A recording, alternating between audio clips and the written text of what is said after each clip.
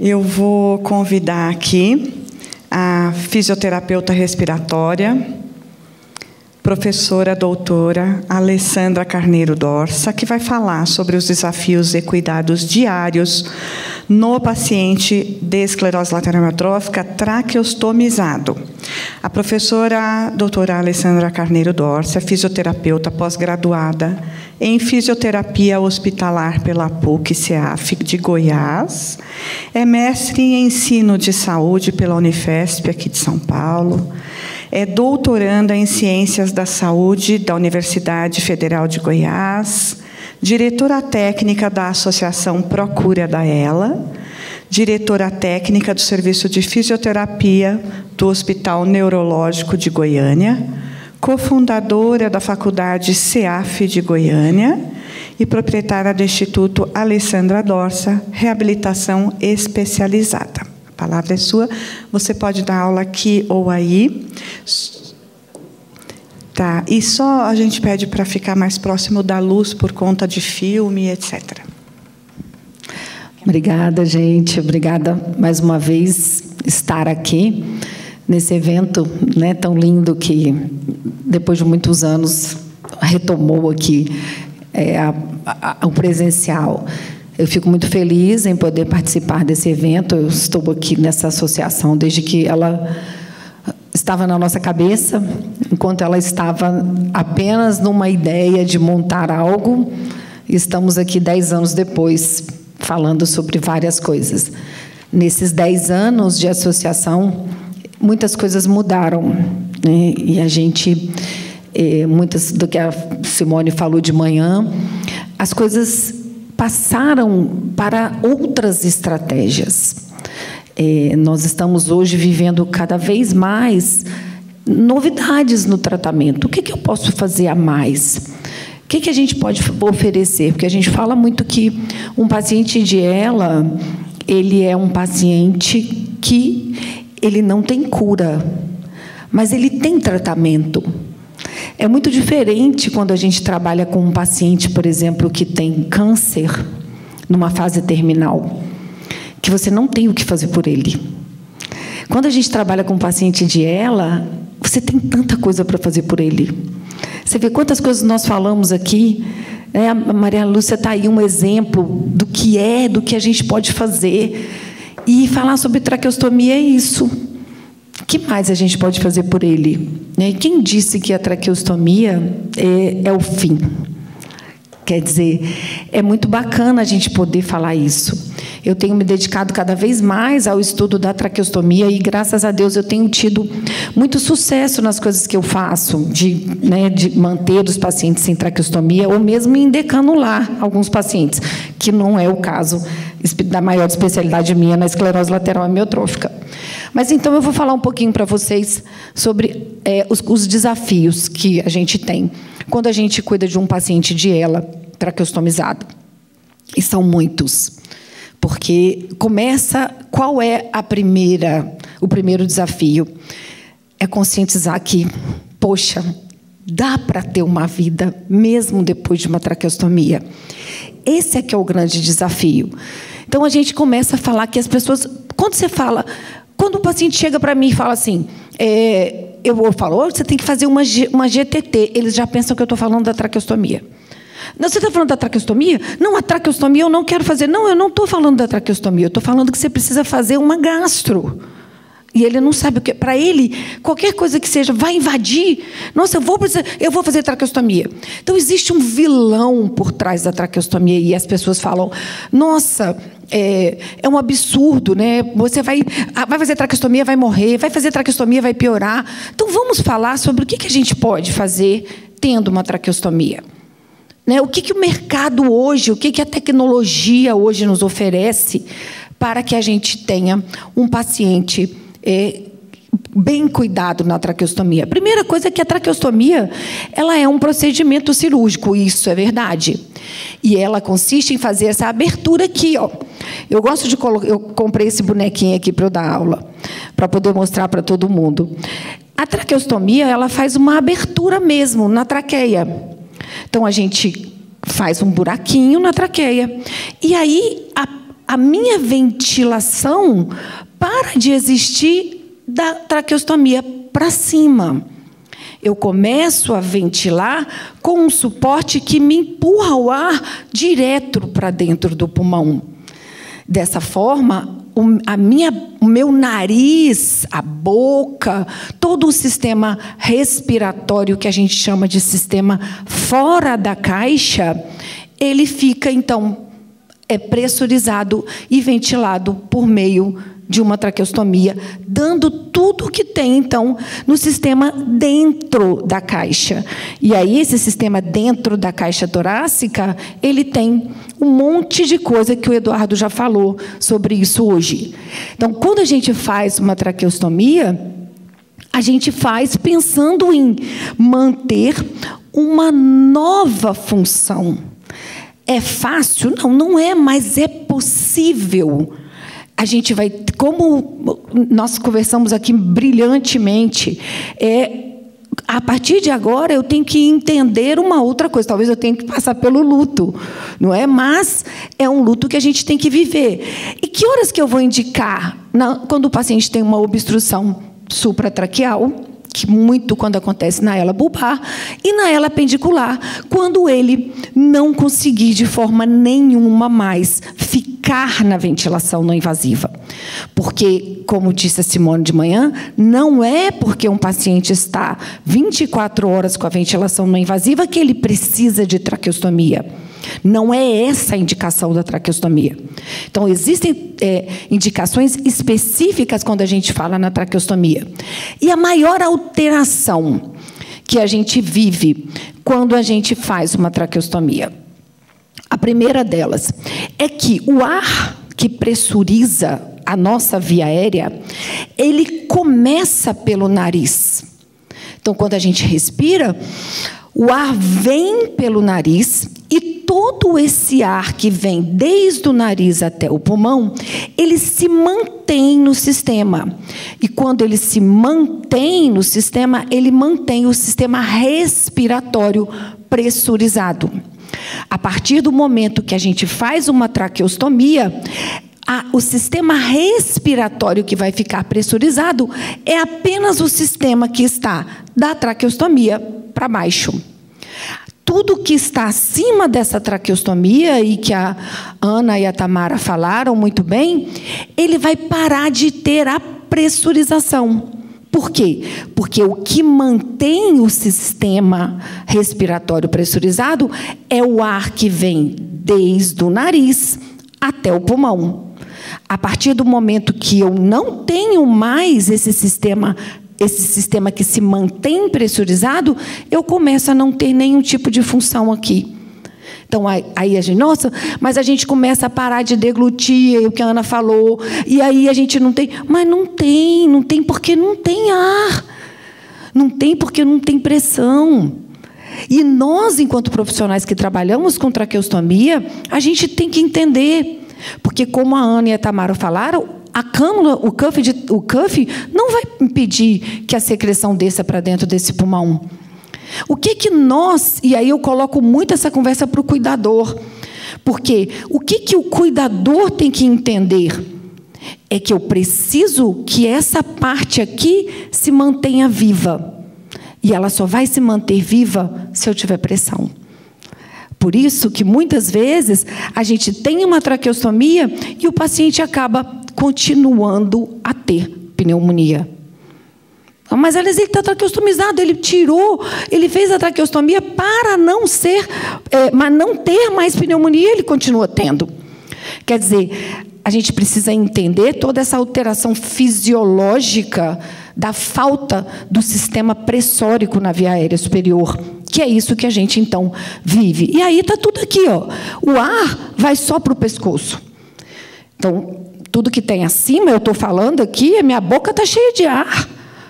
E quando eu tenho ar na boca, eu tenho um estímulo do hipoglosso que me faz engolir. A partir do momento que eu parar de ter ar na minha boca, eu não vou mais querer engolir. Eu vou reduzir a quantidade de fluxo que vem para a minha veia aérea superior. Então, o nariz vai começar a ter dificuldade. Por quê? Porque eu não passo o ar lá para cima. Vou ter sinusites de repetição, Por quê? Porque lá onde a Ana falou que a epiglote, lá em cima, que o palato fica alterado, ele fica mole. Por quê? Porque ele não tem pressão que o mantenha funcionando. Eu falo que é a mesma coisa que você colocar um paciente acamado e a musculatura vai ficar fraca da perna. Vai ficar fraca. Da mesma forma, quando você fizer uma traqueostomia, a musculatura acima da traqueostomia vai ficar fraca. Porque é fraca, é músculo. É a mesma coisa. São os mesmos músculos que eu tenho aqui, eu tenho na via aérea superior. E o que faz esse músculo funcionar é o pistão pressórico, que elas falaram tão bem. Então, não adianta eu pensar que eu vou fazer uma traqueostomia e, a partir daí, eu não vou ter que ter cuidados diários. E esses cuidados diários é o que vão efetivamente fazer o grande diferencial entre o paciente ficar muito bem na traqueostomia e o paciente não ficar bem na traqueostomia. E é sobre isso que a gente vai falar um pouquinho. Então, olha lá, começa a não ter movimento de prega vocal, altera a fala, reduz a movimentação da laringe e diminui a pressão infraglótica. Isso tudo aqui é ocasionado simplesmente pelo fato de que não passa mais ar lá para cima. E aí começa, como eu falei, não existe aquela conversa de que eu tenho cuff e eu vou ficar, não vou mais ter pneumonias. E aí o que faz? Aumenta a pressão do cuff. Aumenta, enche de ar aquele cuff para evitar que tenha descida e o meu paciente está broncoaspirando e eu aumento mais a pressão do cuff. Eu tenho um exemplo muito triste de uma paciente que eu acompanhei ela logo no início da traqueostomia dela e ela acabou depois passando para outros, ficou no home care e tal, e uns 2 anos e meio, quase 3 anos depois, a família me pediu para eu ir lá e vê-la, porque elas queriam uma avaliação minha. E, quando eu cheguei lá, eu fiquei extremamente chateada, porque ela estava com a traqueostomia, com balonite estourando, o que todo mundo colocando atropina e não sei mais o que, E 1 hora que eu fiquei com a menina, em 1 hora que eu fiquei com ela, ela estava com a boca aberta, e com a boca aberta ela ficou imóvel durante 1 hora. E aí eu perguntei, tem fono? Não. Tem fisioterapia, por que ela vai fazer fono? Ela é traqueostomizada. Para que ela vai fazer fono? É isso que ela me falou. E a menina ficou 1 hora com a boca parada, desse jeito. Quem que não vai broncoaspirar saliva assim? Cadê a proteção dessa paciente? Por quê? Porque não tem ar, não tem fluxo. Então, ela vai continuar broncoaspirando, ela vai ter material retido no supracuff. Não adianta. Nós não estamos aqui falando de um paciente que está dentro da terapia intensiva. Eu trabalho na terapia intensiva tem 23 anos. O trabalhar na terapia intensiva não tem nada a ver do que trabalhar com um paciente de ELA. Não tem nada a ver com você atender um paciente traqueostomizado que está traqueostomizado há mais de 3, 4, 5 anos. Então, são pacientes diferentes e que eu não posso falar que eu não vou ter um supracuff. Isso tem que estar, para nós fisioterapeutas, isso tem que estar muito claro. Nós, fisioterapeutas e fonoaudiólogos, eu falo que o profissional mais importante para solicitar uma boa cânula de traqueostomia para o paciente é o fonoaudiólogo. Porque é ele que sabe explicar por que eu preciso daquela cânula de traqueostomia. O que aquela cânula vai fazer para aquele paciente. Porque, senão, ele vai ter aumento do número de infecções. E aí, a cânula. Cânula de traqueostomia é uma coisa muito louca, sabe por quê? Cada cânula tem um tamanho. Aí, se você compra... eu comprei uma da Portex. Eu comprei uma da Tracoi. Eu comprei uma da Shiley. Essa aqui é da Tracoi. Ela é bem maior do que uma normal. Aí eu tenho uma outra da Shiley, que o mesmo número 8 é diferente do número 8 da Portex. Aí a gente chega e fala assim, não, eu comprei uma cânula. A cânula de traqueostomia. Elas são completamente diferentes uma da outra. Elas não são iguais. E cada fabricante muda um pouquinho. Um fabricante coloca ela um pouquinho mais comprida, o outro fabricante coloca uma forma de retirar a endocânula diferente. A Portex tem um outro modelo de puxar na endocânula. Quer dizer, cada cânula tem uma característica diferente. Isso é legal para aquele paciente que usa a cânula durante muitos anos. Por quê? Porque você, por mais que a gente tenha todo o controle da pressão do cuff, você vai ter um sistema que vai se manter durante muitos anos. Ele se mantém no mesmo lugar. Mesmo que você mexa, o cuff vai formando o desenho na mucosa da traqueia. O que a gente precisa fazer? Tentar, pelo menos, muda a marca. Muda um pouquinho o tamanho, esse é um pouquinho mais comprido, essa é um pouquinho mais curta. Por quê? Porque eu vou perder aquele ponto de pressão constante. E eu volto a falar, não vou ficar 15 dias. Ele vai ficar anos. E eu tenho que pensar nisso. Nós não tem isso, vocês não vão encontrar isso em literatura nenhuma, sabe por quê? Porque ninguém estuda traqueostomia em ela. Traqueostomia em ela significa o final, gente. Nos congressos de terapia de ela, nós vamos para o congresso, ninguém entra em nenhum tipo de estudo se estiver traqueostomizado, não é isso? Não entra, porque acabou.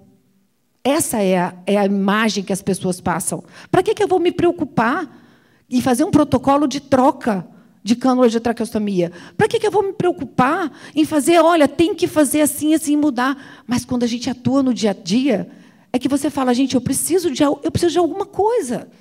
Eu preciso de algo que me dê respaldo. Porque, infelizmente, hoje, nós não temos. Se você entrar na literatura e buscar, não tem nada sobre o uso de traqueostomia em pacientes de esclerose lateral amiotrófica. E aqui eu tenho uma que tem um tamanho, um comprimento, uma largura, uma curvatura. Elas são diferentes. Aqui eu tenho outro fabricante. Eu tenho uma da Shiley, eu tenho uma da Trackway. Esses dias, eu tive uma das experiências mais tristes da minha vida, onde um paciente ele ficou tanto tempo com a cânula de traqueostomia sendo exposta na casa dele, ela foi ficando tão exposta, que ela bateu na parede da traqueia posterior durante muitos anos. Muitos. O que aconteceu? Nada mais vedava aquela traqueia. Nada. E aí eu falava, põe para dentro. Quando eu falava, põe para dentro, subia aqui para cima. Quando eu falava, aumenta a pressão do cuff, não adiantava. Sabe onde é que estava o problema? Da traqueostomia para cima. Como que nós tivemos que resolver o problema dele? Entubamos, botamos uma cânula aqui para baixo. Foi entubado e traqueostomizado. Para o cuff vedar aqui. E você sabe o que a família me pediu? Faça o que for preciso. E o que eu falei para ela? Não tem nada. Não tem o que fazer. Não tem como eu chegar para ela e falar que eu vou trocar a traqueia dele. Nós tentamos de tudo. Da cânula de traqueostomia mais cara que vocês puderem imaginar. Não teve jeito. Por quê? Porque a traqueostomia é a única coisa que faz o paciente respirar. Só ela, bem posicionada, bem vedada, é que mantém o sistema pressurizado. E, a partir do momento que eu perder essa pressão, eu não consigo mais ventilar o paciente. Por isso que o que a gente vai falar aqui em relação a cuidados diários são esses cuidados. E eu não estou aqui falando para o fisioterapeuta. Eu estou aqui falando para o cuidador, para o familiar. Porque quem vai estar do lado da paciente toda hora são eles ali. Ó. E aí, o que acontece? Nós vamos lá e orientamos. A gente orienta um pouquinho, acabou. A gente quer fazer como o Rogério falou, a gente faz, vamos fazer. Faz o que a gente quer, mas nem sempre é feito. Por isso, treinar o dia a dia do cuidador. E a gente tem alguns tipos de cuff. O que é o cuff? O cuff é o balonete que veda. O paciente de ela precisa do cuff. Por quê? Porque, como eu falei, ele só vai ventilar com um sistema com volumes altíssimos, que a gente sabe que a gente precisa, um componente elástico de tórax aumentadíssimo. Nós só vamos conseguir se nós tivermos um bom sistema de vedação. E esse sistema de vedação ele começa pelo cuff. E nós temos no mercado o cuff que se chama de alto volume e baixa pressão. Ele tem um sistema que, mesmo que você movimente a traqueia, ele se molda ali dentro da traqueia. A parede do cuff é muito fininha. Por isso, você coloca o volume de ar e, pelo meio do volume, ele veda. Essa cânula, ela tem que ser específica. A gente tem que pedir essa cânula. Por quê? Porque, senão, eles vão colocar uma de alta pressão e baixo volume. E a de alta pressão e baixo volume, ela tem um impacto pressórico na traqueia muito grande. A gente só usa essa aqui naquelas intubações, naquelas traqueostomias rápidas, quando você tem rapidinho tirar no ambiente de terapia intensiva. E olhe lá, qual é o grande diferencial? Essa aqui é baratinha. É essa que, muitas vezes, a gente sai com ela. Por quê? Porque lá no hospital, eles não têm nem noção do que é isso que a gente está falando. Que o paciente precisa de uma cânula de alto volume e baixa pressão. E aí, o que acontece é isso. Ó. Olha aqui. Um paciente com uma cânula de alta pressão, um paciente que sangrou e ressangrou, e esse paciente entrou em insuficiência respiratória por conta desta rolha. E o pior é que chega o SAMU para atender e não tem nem noção do que está acontecendo. E aí o paciente precisou ir para casa, para poder ir para o hospital, para poder simplesmente trocar a cânula. E isso aqui, ele teria morrido. Sabe por quê? Porque nós não estamos no ambiente hospitalar. Nós estamos no ambiente domiciliar. E as pessoas que estão ali não sabem detectar o que está. Isso aqui você pode morrer de passar sonda. Pode passar sonda, a sonda passa pelo buraco. E ela não suga essa secreção. Você pode jogar soro, você pode usar máquina de tosse, você pode fazer o que você quiser. Essa secreção não sai. Ela estava tanto dentro quanto fora. Por isso, a que a gente indica, então, é a cânula que tenha endocânula. Por quê? Porque se acontecesse aquilo ali que aconteceu com aquele paciente, eu simplesmente tiro a endocânula, troco e coloco outra. Normalmente, ela vem com duas. Olha só, a endocânula ela vem até o final da cânula. Então, se você precisar trocar, porque tem secreção, e os pacientes fazem isso várias vezes, tira e troca, porque resistência, que é uma coisa que a gente chama de secreção na traqueostomia, a resistência ela interfere na ventilação. E o que a resistência? O maior problema da resistência é aqui. Uma bobeirinha de secreção que você tem aqui dentro interfere na resistência. E aí o paciente começa a hipoventilar por causa de um pequeno problema de secreção que ele tinha dentro da cânula de traqueostomia. E se a gente troca, beleza, trocou, o paciente está bem. Então, isso quem tem que fazer são os cuidadores. E qual que é a cânula, então, que a gente indica? Todas que têm a cânula interna e externa, óbvio, né? Que tenha o sugador supra-cuff. E aí, o sugador supra-cuff, além de ser uma proteção, ele é uma estratégia que permite que você lave a via aérea do paciente. Por quê? Muitas vezes, a secreção fica aderida atrás da língua, no nariz.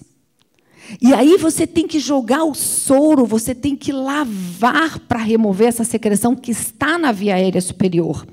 Então, quando a gente utiliza, e aí as pessoas morrem de medo de jogar soro, mas hoje toda criança joga soro no nariz, a gente joga soro no nariz da gente o tempo inteiro, e aí as pessoas têm medo.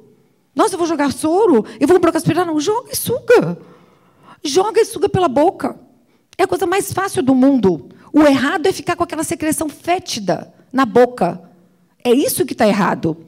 Então, a gente precisa entender que a secreção ela vai interferir na sua estratégia. Por isso, utilizar uma cânula com cânula interna, com supra-cuff, é fundamental. Aqui, a gente trabalha muito com remoção de secreção. E aí, meus pacientes, eles não vão todos os dias na clínica. Os meus pacientes, eles vão uma vez a cada 15 dias, uma vez a cada 10 dias, mas todo o período de tratamento, de atendimento, é feito com os cuidadores por perto. Por quê? Porque o treino, você tem que fazer assim. É assim que você tem que tirar a secreção. É isso que você tem que fazer. Então, a estratégia de remoção de secreção, ela tem que ser feita pelo cuidador também. Uma coisa fundamental que a Simone falou hoje cedo, né, que é sobre a hidratação. O paciente tem que estar hidratado. A qualidade da secreção ela é totalmente relacionada à sua qualidade de hidratação. Porque secreção é um produto fisiológico, a gente produz a secreção. Então, se você está bem hidratado, você vai ter uma secreção fluida. E ela é fácil de sair, ela é fácil de aspirar. Se você desidratar, a secreção vai ficar rolhosa. E esse é o grande problema, porque a rolhosa que é difícil de tirar. Então, a gente tem que tomar cuidado com a hidratação. Aqui tem um trabalho muito legal, que são os trabalhos que estão utilizando as terapias vibratórias. É tão legal que até a máquina de tosse, hoje, o Coffee Assist, vem com um sistema vibratório. Mas não é toda máquina que tem, e nem todo paciente que tem. E hoje nós temos maravilhosos equipamentos vibratórios para remoção de secreção, que são os acapelas, o aeróbica, que é muito legal. E todos os dois, principalmente tanto a acapela quanto a aeróbica, a gente pode colocar na traqueostomia, colocar o respirador atrás. Então, você conecta o respirador, mantém o paciente ventilando e vai removendo a secreção. E o mais legal disso é que, quando a gente faz esse sistema pressórico, esse sistema vibratório, ele acaba passando um pouquinho por cima do cuff.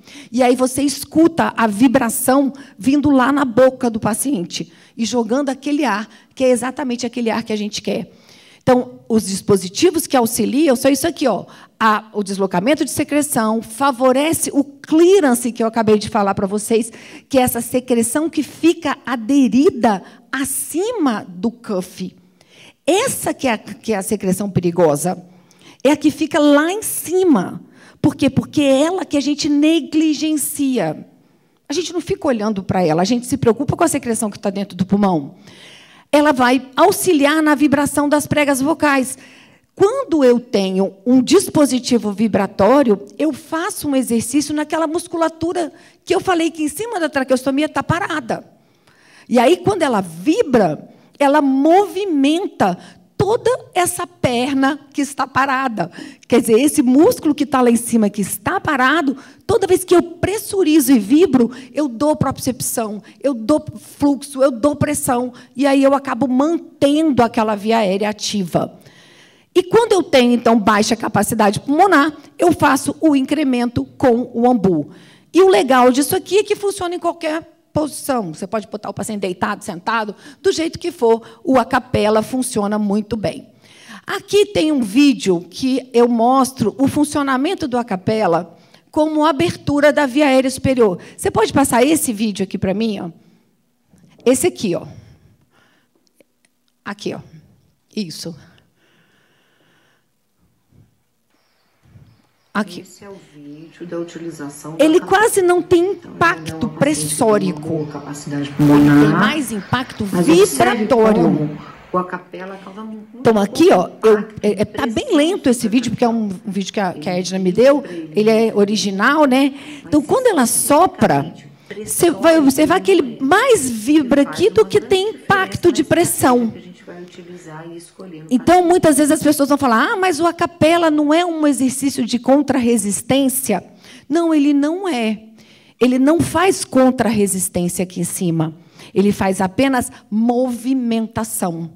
Então, quando eu utilizo o acapela na via aérea superior, e aí eu posso estar fazendo na traqueostomia com o cuff desinsuflado, ele vibra toda essa musculatura. E essa vibração é muito boa para o trabalho da fono e para o trabalho da fisioterapia. Outra coisa que a gente utiliza muito na traqueostomia, e as pessoas perguntam: ah, mas já está traqueostomizado, para que eu vou usar a máquina de tosse? Não é isso que a gente escuta? Os convênios, o sistema de saúde não quer dar para nós máquina de tosse depois que o paciente está traqueostomizado. Eu ouvi essa semana, uns 15 dias atrás, a fisioterapeuta de um home care falando que se o paciente fosse usar máquina de tosse, ele ia morrer.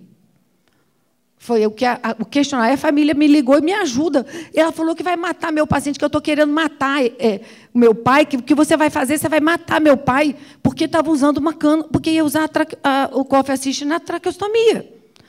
Então, assim, são coisas que a gente precisa tentar mudar. E aí, olha que bacana como que funciona. Por que ele suga tanto a secreção dentro do pulmão? Mostra esse vídeo aqui para mim, por favor. Olha lá, olha aqui, ó, olha que legal, ó. Ele enche, ó. Encheu, ó. Sugou todo. Ele passa de novo, por favor. Passa de novo, só para. Ele é um grande aspirador. Olha lá, ó. Enche, ó. Suga. Então ele suga todo o ar. Toda a secreção. Eu coloquei, ele é um grande aspirador de pó mesmo, uma máquina de tosse. Aí tem outros. Então, o dispositivo, o que ele faz? Ele faz uma inspiração profunda e depois ele suga, né, por meio dessa exsuflação. E aí as pessoas falam, Alessandra, mas o paciente bulbar tem conta de... Eu escuto demais isso. Mas ele é bulbar, ele não pode usar a máquina de tosse. Não, gente, ele já foi traqueostomizado. A partir do momento que o paciente foi traqueostomizado, esquece se ele era bulbar ou se ele era apendicular. Você vai direto para dentro do pulmão. E, assim, quem usa máquina de tosse não é aspirado. Não tem por que aspirar um paciente que tem máquina de tosse. Porque é tão efetiva a remoção da secreção que assim você tira toda a secreção. O paciente se sente bem, e é 1 minuto. E eu nunca vou me esquecer uma frase que eu ouvi no congresso do Miguel Gonçalves, que ele falou o seguinte: gente, máquina de tosse é tosse. Tosse, todo mundo tem que ter. Tosse, todo mundo tem que fazer.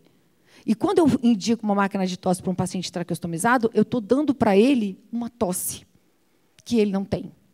Então, assim, é muito importante que a gente tenha esse olhar sobre a máquina de tosse. Aqui que eu falei para vocês, ó, olha lá onde é que fica a secreção. Aqui está a cânula de traqueostomia, e essa fraqueza que ele vai tendo aqui para cima faz com que a secreção fique parada nessa região. Então, a gente vem e aspira com o supracuff, e a gente tira toda essa região que está na região da faringe. Esse é um artigo muito legal. Esse artigo ele faz uma coisa que a gente chama de manobra de expulsão rápida de secreção. O paciente vai orientando pausadamente tudo que ele faz. Então, ele vai desinsuflando um pouquinho o cuff e vai, ao mesmo tempo, gerando uma pressão inspiratória. E vai desinsuflando e vai gerando a pressão inspiratória. O que acontece? A secreção vai toda para a boca. E ele vai fazendo isso várias vezes, até ele falar, até o profissional pedir para ele fazer um I. Aí eu lembrei da Ana falando. Aí, quando ele fizesse um I prolongado e o I não fizesse mais barulho de secreção, era sinal de que tinha feito toda a remoção da secreção acima do cuff. E como? Só usando a máquina para dentro. Para dentro. Por quê? Porque o ar vai para onde é fácil. E na hora que eu desinsuflar o cuff, o ar vai lá para cima. Por quê? Porque é mais fácil ele ficar lá em cima na via aérea do que o ar voltar para o pulmão.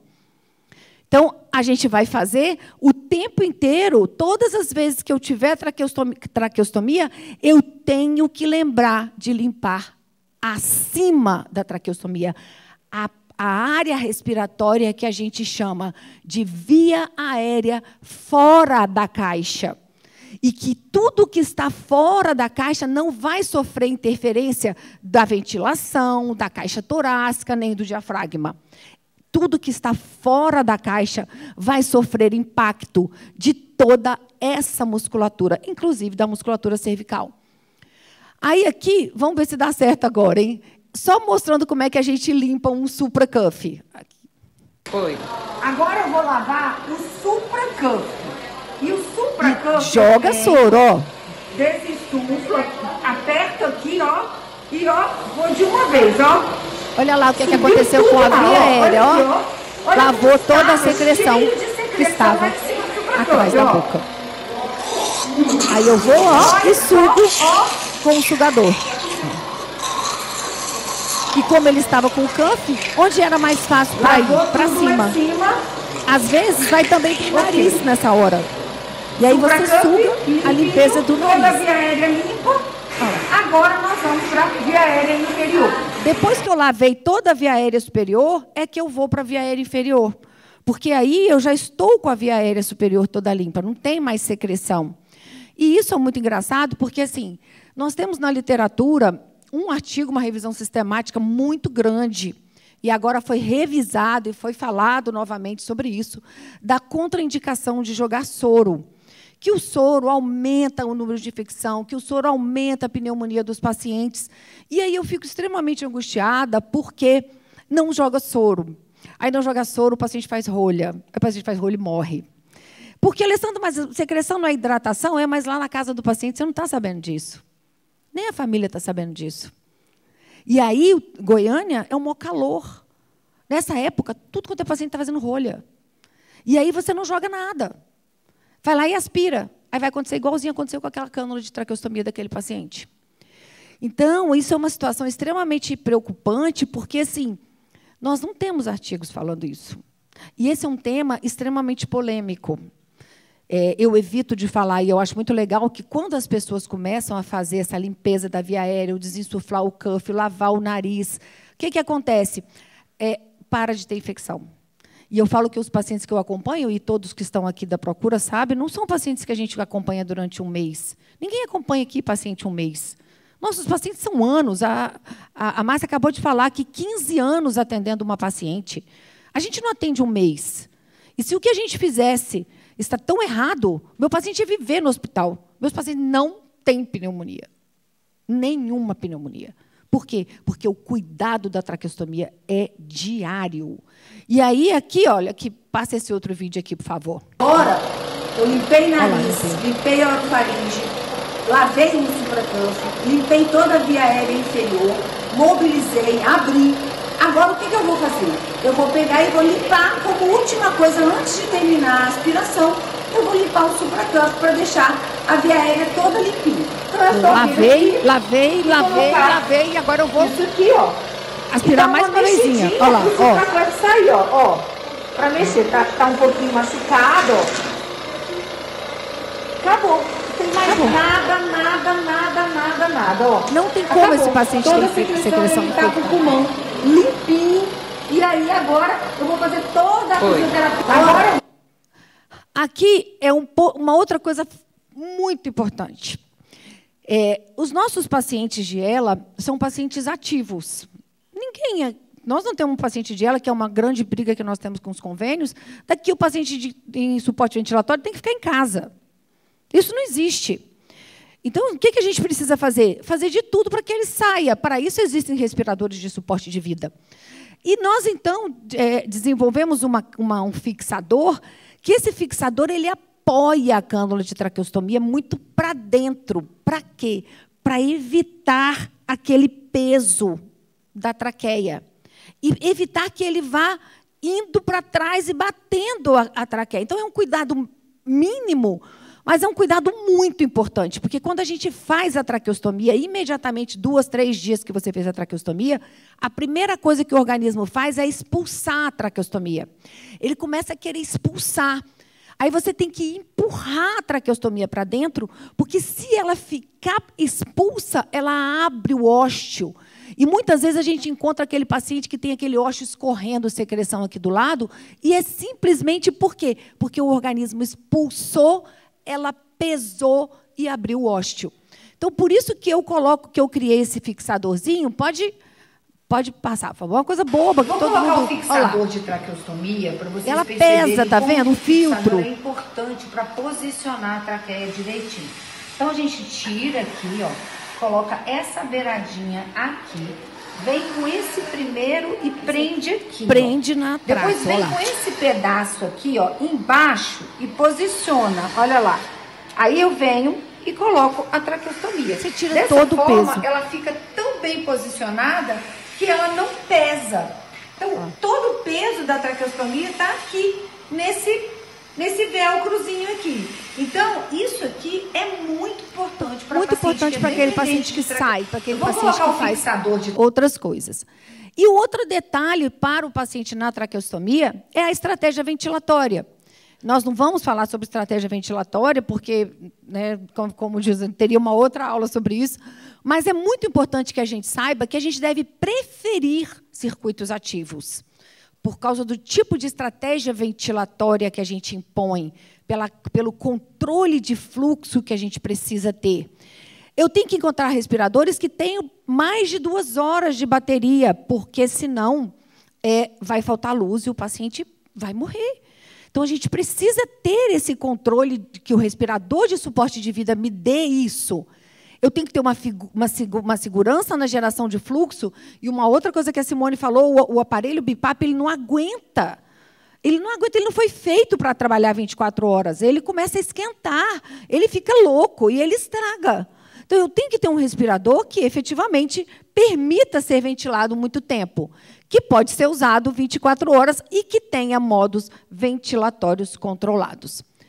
E aí, eu procurando alguns artigos, os únicos artigos que a gente encontra na literatura sobre a traqueostomia esse aqui é um dele.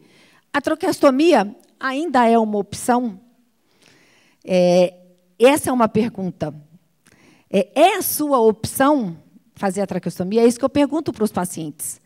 Porque a forma como a gente aborda o paciente é diferente.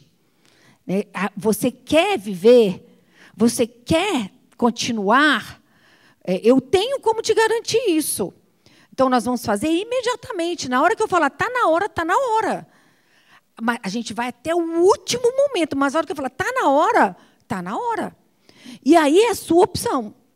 Eu conheço pacientes que já chegaram para mim e falaram, não é a minha opção. Eu não quero. Tudo bem. Eu dou um passo atrás. Fico triste.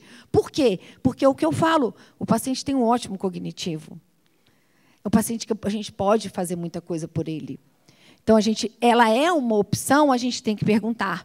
E aqui tem um estudo também que mostra, em 2014, um estudo japonês que mostrou a sobrevida depois que os pacientes fizeram traqueostomia. E o Japão é um paciente que tem é um país que tem muitos pacientes de esclerose lateral amiotrófica e eles têm centros, né, centros que as pessoas ficam lá traqueostomizados, centros respiratórios. E lá nesses centros respiratórios, os pacientes realmente tiveram uma sobrevida muito grande após realizar a traqueostomia. E quando que eu devo fazer a traqueostomia? Que horas que eu vou fazer a traqueostomia? Eu vou dar um exemplo desse meu paciente, que eu vou mostrar o vídeo dele no final. Ele era um paciente bulbarzérrimo. Todo mundo aqui falou, o bulbar é difícil ventilar, o bulbar. E ele era muito, muito, muito bulbar. E desde o primeiro dia, a gente trabalha a via aérea superior dele. E a gente coloca a ventilação não invasiva. E tem 13 anos. Agora ele foi traqueostomizado. Bulbar. Lógico que a doença bulbar, ela compromete de vários tipos. Tem gente que começa pela língua, tem gente que começa... Tem vários tipos de início de ela bulbar, que a gente nem pode, né, citar, porque a gente acha que a ela bulbar é uma só, mas não, ela acaba tendo várias ramificações. E aí, será que, quando a VNI não for possível vencer, e no caso desse meu paciente, ele foi traqueostomizado porque ele era 100% dependente de VNI, e ele quis diminuir a saliva e fizeram botox. E, na hora que fizeram o botox, ele já não tinha mais musculatura, a musculatura estava se agarrando naquela musculatura respiratória, né? E, a hora que ele fez o botox, eu não conseguia mais colocar o ambu. O ambu, toda vez que eu jogava o ar, a musculatura colabava, e nós tivemos que fazer a traqueostomia de urgência.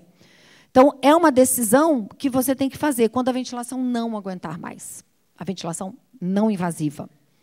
Quando a máscara oronasal impede a limpeza da via aérea, quando o paciente fica tanto com a máscara nasal que ela não consegue fazer a limpeza da via oral dele. Aí ele vai fazer pneumonia de repetição. E aí ele vai precisar fazer a traqueostomia. Ou quando é uma opção, quando ele chega para mim e fala, Alessandra, eu não quero mais essa máscara, não aguento mais essa máscara. Faz a traqueostomia, vamos fazer a traqueostomia. Isso acontece muito, né? As pessoas quererem, aí a gente faz. Uma coisa que eu tenho percebido que mudou, e eu dedico esse artigo à Associação Procura da Ela, porque um dia eu estava com o Rui, e eu cheguei para o Rui e falei assim, Rui, eu tenho uma dúvida. Parece que, quando eu começo a colocar ventilação não invasiva e o paciente usa máscara nasal, ele não vai para a traqueostomia. E, quando eu começo a usar com a máscara oronasal, ele vai para a traqueostomia. E foi exatamente isso que eu avaliei. Esse artigo ele foi uma carta ao editor, que, por acaso, quem fez a avaliação foi a Tina Anderson, que é uma pessoa que está muito trabalhando com via aérea superior. E ela falou assim, Alessandra, eu peguei um dia a sua carta, no dia seguinte eu publiquei. Olha que legal isso. É tão difícil escrever, nós estamos aqui no Brasil, a gente sabe disso. Eu não sou pesquisadora, eu sou fisioterapeuta, lá dentro da minha clínica. E aí eu peguei e consegui fazer com esses 2 pacientes, e foi sensacional. Por quê? Porque eu consegui perceber o quanto a máscara oronasal empurra o mento para trás. E o paciente é traqueostomizado muito antes da necessidade, porque eu volto a falar, não vai enfraquecendo? Tudo vai enfraquecendo. E, quando eu empurro o mento para trás e o ar vai atrás na língua, ela empurra a língua para trás. E aí a obstrução é muito maior. E, de repente, você chega para atender o paciente e ele está assim, ó, nem encosta na minha máscara. Porque, se você encostar na minha máscara, eu vou parar de respirar. E isso é muito comum no paciente. E, quando a gente tem um paciente que tem uma máscara nasal, ele mantém a via aérea aberta. Esse aqui é um exemplo clássico de um paciente que, toda vez que tinha dificuldade respiratória, eu falava para ele, troca de máscara, eu preciso de muita pressão, coloca uma máscara oronasal. E, quando eu chegava, 5 minutos depois, ele tinha tirado a máscara oronasal. E aí eu descobri por quê. Olha esse vídeo. Esse vídeo está junto com o artigo. Passa esse vídeo aqui para mim, por favor. Ele está em inglês, porque ele está no artigo. Ó.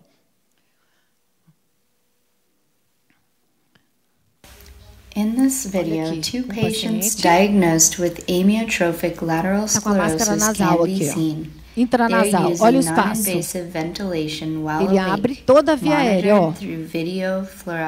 Empurra a língua para frente, posiciona o palato e mantém toda a via aérea orofaringe aberta.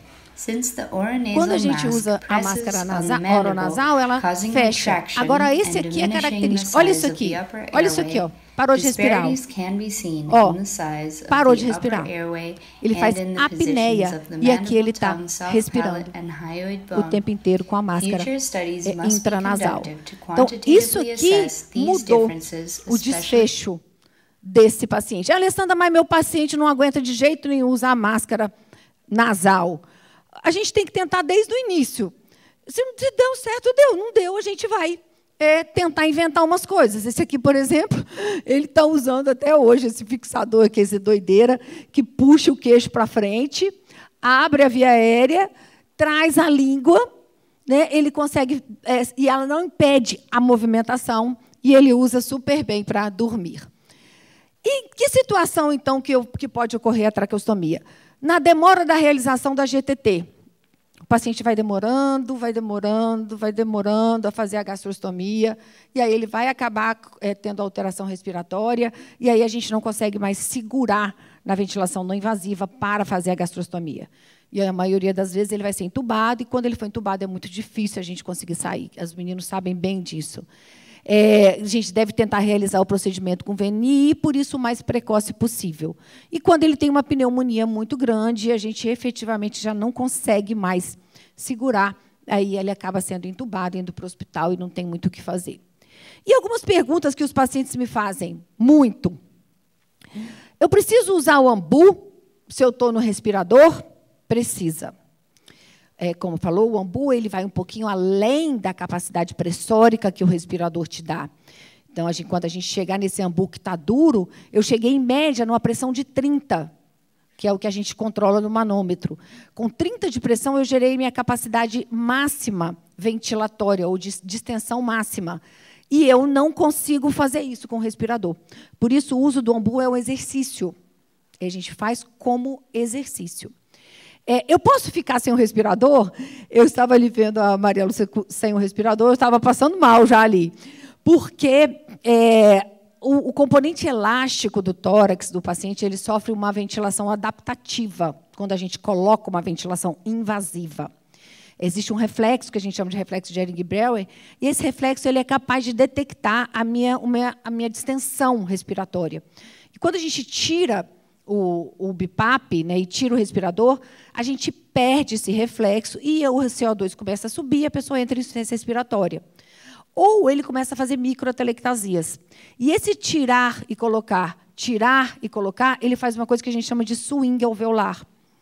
Porque eu mantive o respirador, ele se manteve aberto. Eu tirei o respirador, ele desabou. Eu mantenho o respirador, ele se mantém aberto. Ele vai fazendo esse swing alveolar e vai ser às custas e vai acabar acontecendo uma microatelectasias e pode ocasionar pneumonias. Posso comer com a cânula de traqueostomia? Aí a Ana e a Tamara já fizeram uma super aula sobre isso, né? Quem é esse paciente, se ele tinha, que horas que ele foi para a traqueostomia, por que ele foi para a traqueostomia.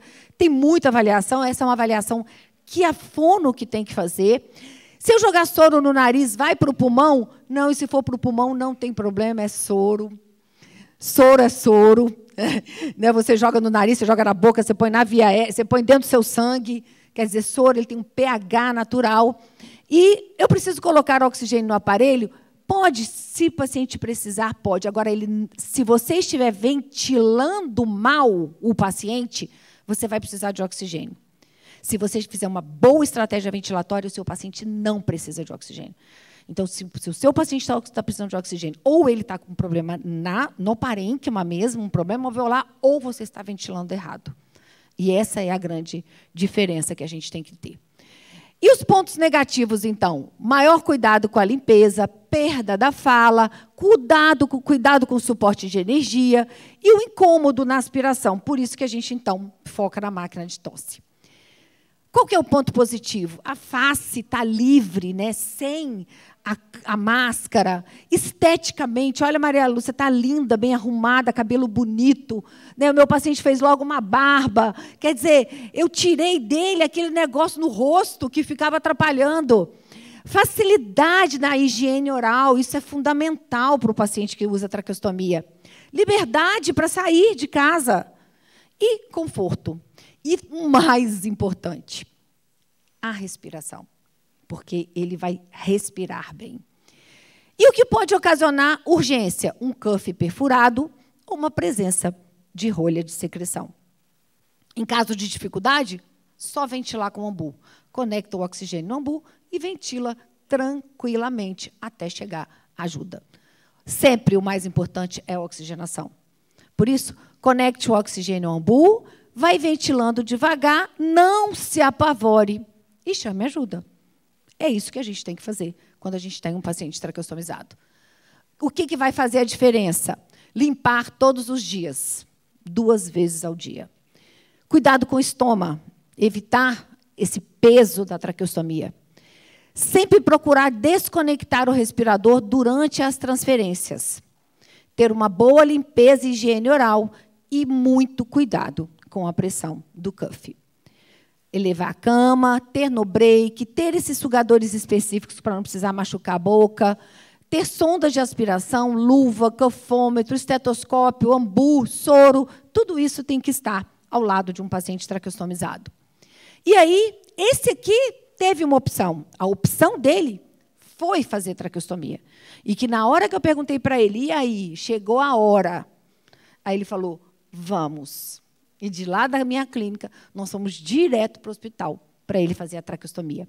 Então, foi muito bacana. E hoje eu vejo com essa felicidade aqui, esse sorriso. Pode passar o vídeo. Esse é o Darro. E a opção dele foi fazer traqueostomia. Só que nós cuidamos dele durante 10 anos, utilizando a ventilação não invasiva. E nós combinamos que no dia que fosse necessário fazer a traqueostomia, nós faríamos. Então hoje ele está aqui, ó, de barba, esperando o netinho que está para nascer e dando tudo certo, tendo uma vida, mesmo traqueostomizado. Bonito, de peruca, de sapato, de calça jeans, cuida do cabelo. Ele é todo alto nível, mas ele quis e ele quer. Gente, é isso aqui o que eu tinha para falar. Eu acho que essa frase, ela indica muito isso, né? Que quem desiste jamais vence e quem vence jamais desiste. Então, eu gostaria de poder ouvir isso de todos os meus pacientes. Eu não vou desistir, porque eu não desisto. Eu vou junto até a última hora. E essa aqui é uma blusinha que nós fizemos, que a gente fala, cuide de quem precisa respirar. Esse é o nosso lema. Cuide de quem precisa respirar. Era isso que eu tinha, gente. Obrigada, viu?